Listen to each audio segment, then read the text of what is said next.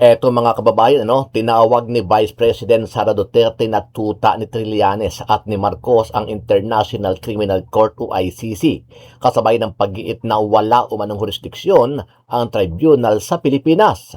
Sa kanyang talumpati sa harap ng mga taga-suporta sa The Hague, Netherlands, ipinahayag ni VP Sara na ang ICC ay tuta ni Trillanes at ni Marcos because the ICC has no other case except for the case of President Rodrigo Duterte. Iginiit din niya na taliwas umano sa naunang pahayag ni Pangulong Ferdinand Marcos Jr. na hindi na makikipagtulungan sa ICC. Pinayagan pa rin ng administrasyon ang paglilipat kay dating Pangulong Rodrigo Duterte sa International Tribunal. Ang mga pahayag ay bahagi ng kanyang talumpati na kumikwestiyon sa jurisdiksyon at naging papel ng ICC sa kaso laban sa dating Pangulo. Today is about ICC. Yung sa London is about the country. We will not talk about Marcos, BBM today. We will only talk about Marcos in relation to ICC. Na tuta ni Marcos. Bakit ko nasabi na tuta ni Marcos? Kasi sumusunod sino yun?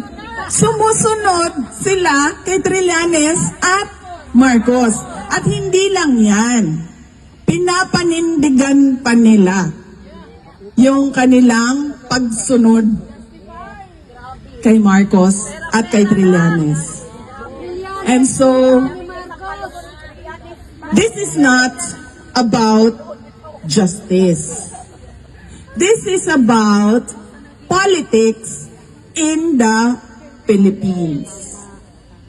Because who was the first to be sent to detention? President Marcos. President Duterte.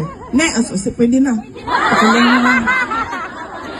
Para wala na akong gagawin. Pakulong niyo na yan siya. President Duterte. Who was next? Bato. Next, Marcoleta. Next.